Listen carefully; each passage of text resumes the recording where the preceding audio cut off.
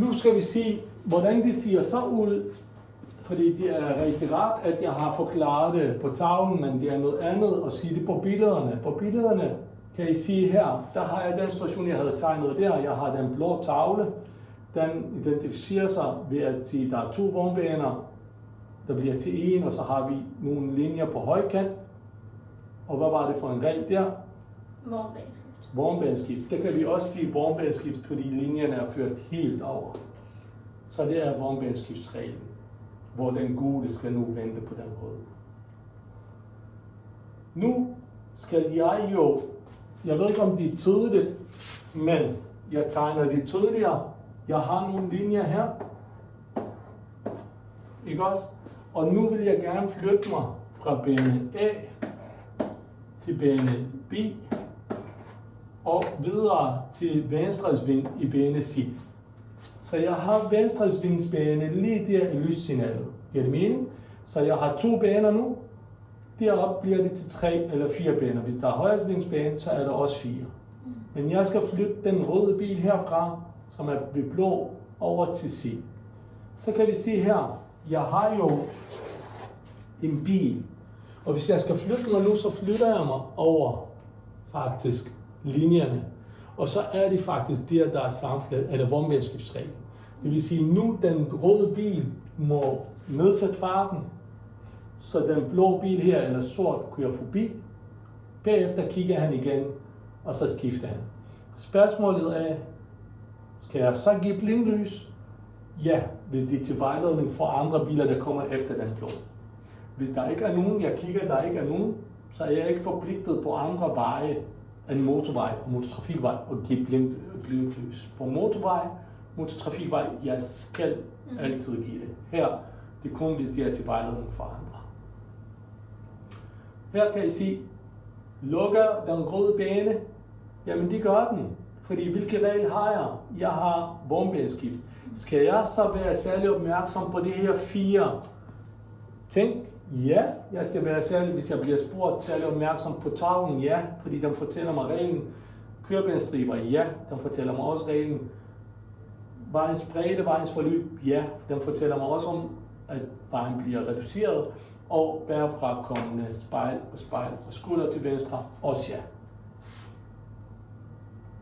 Nu kan I se her, der har jeg også en situation, hvor det er faktisk, og sådan der, hvor den her bliver til højre svingsbane. Kan I se det? Og her, der har jeg jo sådan der. Så nu kan I se, den her bane her, eller den bil her, den skal lige ud. Og prøvesagkyndig siger ingenting til jer. Faktisk i sådan en situation til prøven, der skal I selv finde ud af, min livudkørselsbane, det er faktisk der. Den her var godt nok også lige ud, men den skifter karakter til højre sving. Så er det jer, der skal være på udseende og kigge derop. Der har jeg også en information, der siger, det er til højre. Så er det jer akkurat, der skal sige indvendig spejl, sidespejl over skulderen, og så prøv at skifte, så I kan komme derover efter vognbaneskiftsreglen. Det her tavler har ingenting med vognbaneskiftsreglen at gøre, eller sammenflætning. De fortæller jer bare, at der er banereducering. Det vil sige, at det er en advarsel, efterfølgende kommer der, hvilke regel det er. Sammenflætning, det er noget andet. Sammenflætning, der kan I sige, at linjerne er stoppet der. Det er ikke ført helt op. Det er sammenflætning. Der har vi en tavle, der fortæller mig, om 200 meter har jeg en sammenflætning. Så herfra, faktisk op til 200 meter, der har jeg faktisk vognbaneskift. Så hvis den sorte bil her er utålmodig og vil skifte, så gør han det efter vognbaneskift, ikke sammenflætning. Og har han en rød bil, der kommer derfra, så skal han jo vente. Han må ikke være til unødvendig ulempe. Så det er vognbaneskiftsreglen, man kører efter før sammenflætning? Ja, altså fra 0 til 199 eller 200 meter, der er det vognbaneskiftsreglen. Ja. Hvis jeg vælger at gøre det, vil jeg være tålmodig og køre ligesom den sorte bil derop, og den røde bil holder sin fart, så når vi kommer derop, så kan jeg køre foran den rød, fordi det er sammenflætningsregel. Og det er bare sådan, der I skal kigge. Det vigtigste for jer er ikke at identificere det til køreprøven. Fordi det er vigtigt at identificere det, altså kigge på, hvad det er for en regel, men det vigtigste, de kigger efter, det er jeres orientering. 2 gange. Indvendigt spejl, sidespejl over skulder. Hvis jeg er i højre, så kigger jeg efter venstre. Venstre kigger jeg efter højre. Fordi jeg skal vide, om vi kører sammen. Og så tænker jeg, nej kærligt, det gør vi ikke. Jo, det gør vi. Det vil I også opleve, når vi kører ud på vejen med jer. Der er der nogen, der bare udnytter.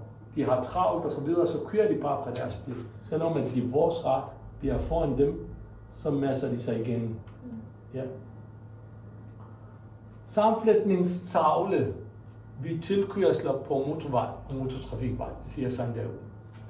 Sammenflætningstavlerne ind på motorvejen og motortrafikvejen, siger sådan der. Så de er fuldstændig samme regel. Hvad betyder det så? Ja, det betyder, hvis jeg nu tegner en bil herover, en lastbil, og den skal ind på motorvej for eksempel. Jeg kan godt køre, eller den kører langsommere. Det andet. Og jeg er faktisk kørende herover. Jeg er hurtigere end ham. Han har svært ved at komme op i fart, men han er jo foran mig. Så skal jeg nu tilpasse farten, så han kører først bagefter mig. Det er det, tavlen betyder faktisk. Så det var alt om sammenflætning og vognbærskift i alle detaljer. Jeg håber, at det her det er det vigtigste, også til teoriprøve. Det kommer rigtig meget til jeres teoriprøve.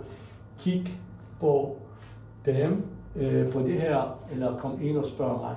Men er der spørgsmål, inden vi går videre om sammenflætning og vognbærskift?